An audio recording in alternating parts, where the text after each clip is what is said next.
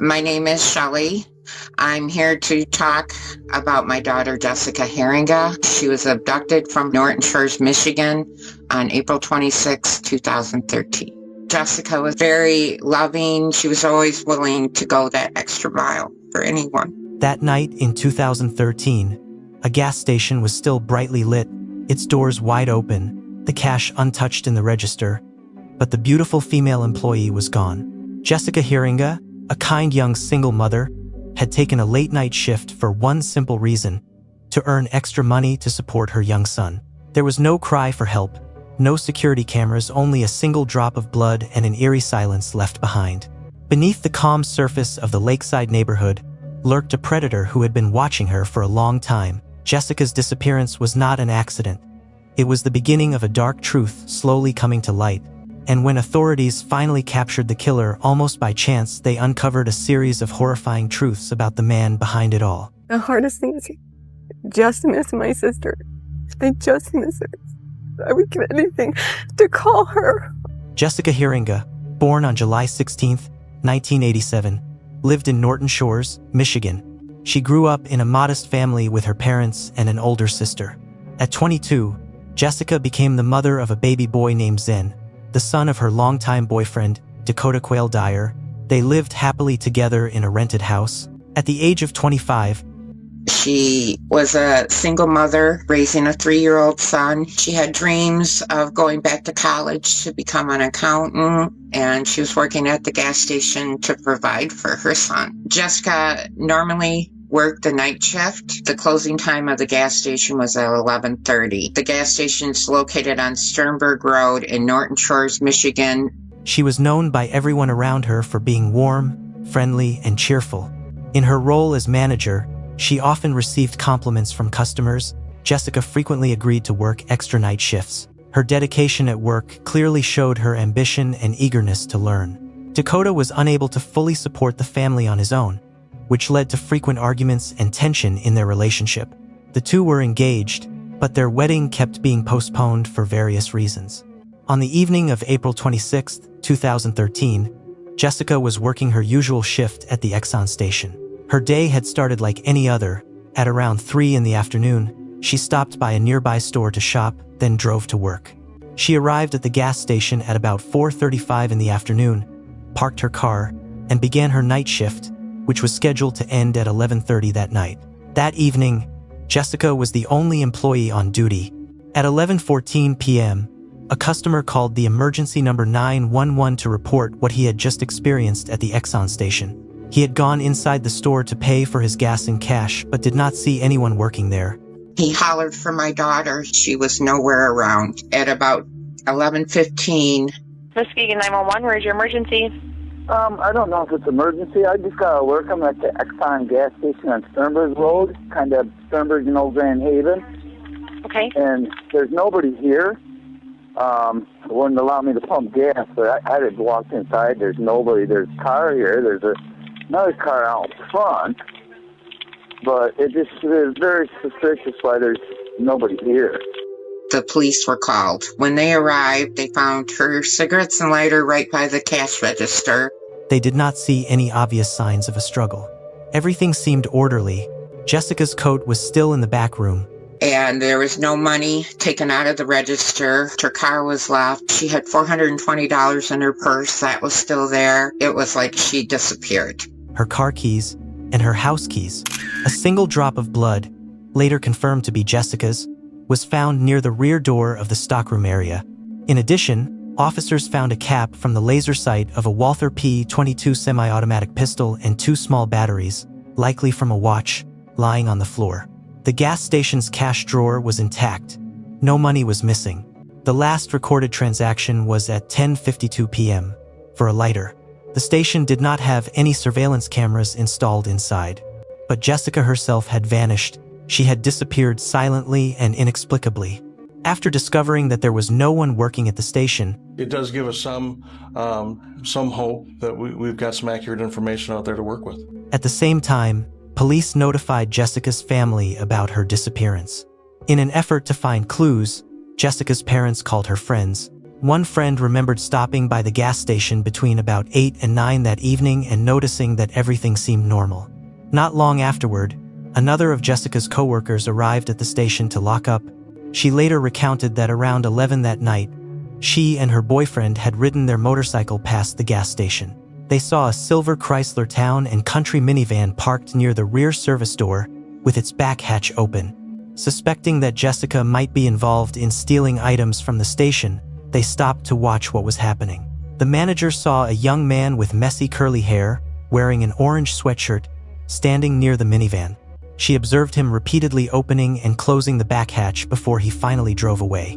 When investigators reviewed surveillance footage from nearby buildings, they found a video showing a silver Chrysler minivan driving past the Exxon station at 11:02 p.m. An employee of a nearby store also spoke with police, saying he had seen the man with the minivan talking to Jessica. At first, he thought the stranger was simply flirting with her because she was quite attractive. He recalled Jessica standing outside, while the man asked her why she was not inside the station. Both this employee, named Christian, and the female coworker who had seen the man by the minivan helped police create a composite sketch of him. He was described as a young white male with wavy dark hair, a solid build, and a height of about 1.83 meters. The sketch was released 3 days after Jessica disappeared. Although police received many calls with information after the sketch was made public, none of the tips turned into truly important leads. The fact that silver Chrysler minivans are extremely common in the United States posed a major challenge for the investigation. In Michigan alone, there were about 15,000 such vehicles registered. Identifying the specific minivan connected to Jessica Heeringa's disappearance became an extremely difficult task. But how confident are you that that driver even had anything to do with this? We have no idea. Tonight at 11, Jessica's family says it is frustrated with police that it's conducted its own searches, and they've asked Norton Shores police to turn this over to the state police. Live in Norton Shores, I'm targeted investigator Ken Kolker. I do not believe that at all. Jessica was 5'1", about 100 to 110 pounds. She had sandy blonde hair, blue eyes. She wore black wire-framed glasses. She has several tattoos, the sleeping Z on one of her feet, the Northern Star on her back shoulder, a musical note with a peace sign on one calf, and on the other calf she has a sun and moon combination. At the time, she was wearing jeans, a black tank shirt, and a royal blue Exxon polo shirt, high-heeled black pointed-toe boots, and she had on a gold Tree of Life necklace. There's a $26,000 reward for information that will lead us to Jessica. We do have an anonymous tip line. It will go directly to a family member, 231-222-0278. Or you can also call Norton Shores Police Department, 231-733-2691. I would like to leave a message for my daughter. If by any chance, Jess, you can see this, I want you to know how much I love you. And I want you to stay strong and don't give up faith, because we will never, ever quit looking for you. And we will find you and we will bring you home. I love you very much.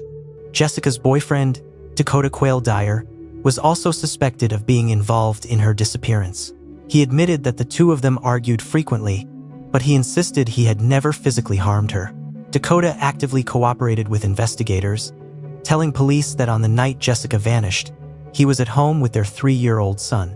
Because he did not have a car, he had no way to drive to Jessica's workplace. I'm always going to be kind of the center of attention, just that's the nature of the beast, but I cooperate with everything they ask. I jump through every hoop they ask.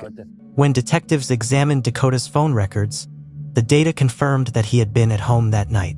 As a result, he was removed from the list of suspects. The police are doing a job, and that's all I can really say about that. The investigation showed that Jessica had quite a few admirers due to her friendly, outgoing personality, which sometimes led to misunderstandings. One of these admirers was a 37-year-old married plumber named Jeff Ammerman. He often went to the gas station just to see Jessica. At around 9:30 that night, Jeff went to the station and confessed his feelings, telling her that he loved her and was willing to divorce his wife to be with her. Jessica declined his advances. Jeff left the station, called his wife, and they talked on the phone for about 50 minutes before he returned home. After being interrogated, subjected to a polygraph test, and having his wife's statement taken, Jeff Ammerman was also ruled out as a suspect.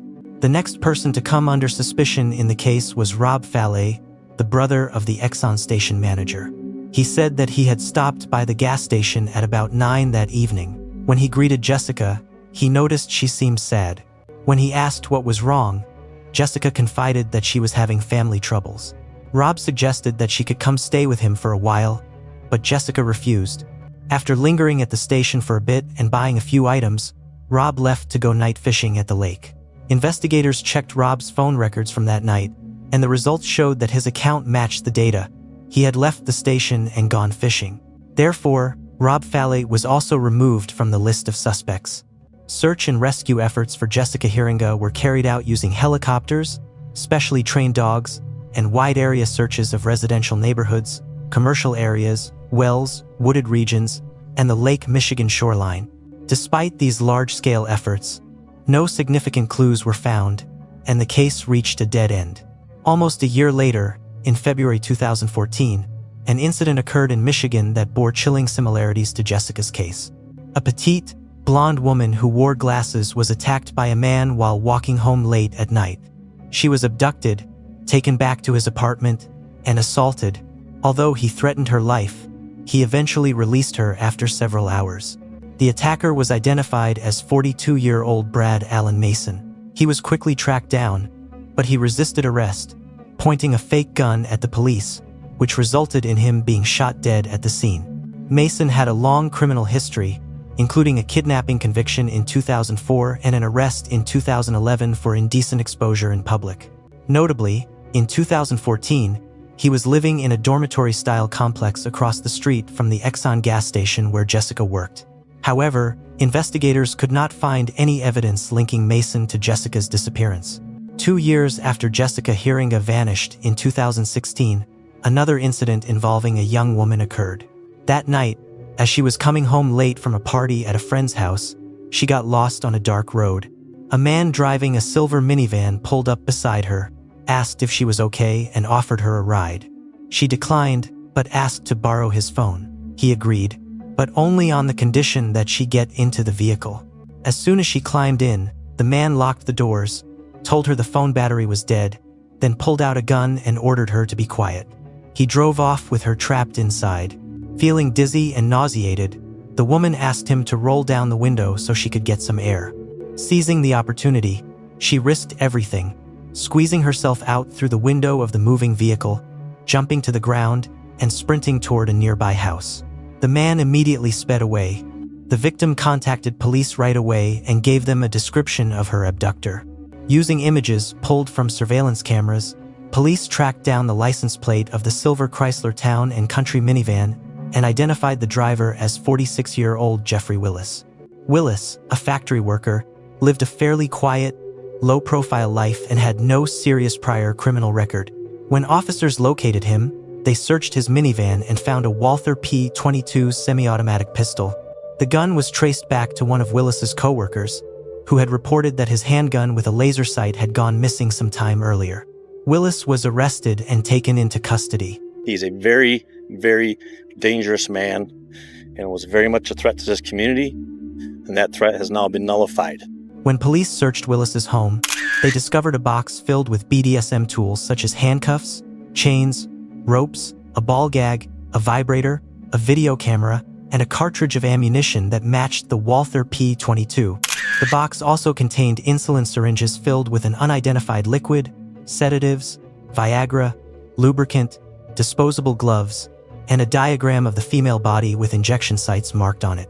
On Willis's computer, investigators found countless videos depicting brutal kidnappings of young women. A hidden hard drive concealed in an air duct held secretly recorded videos of his female neighbors swimming, filmed without their knowledge.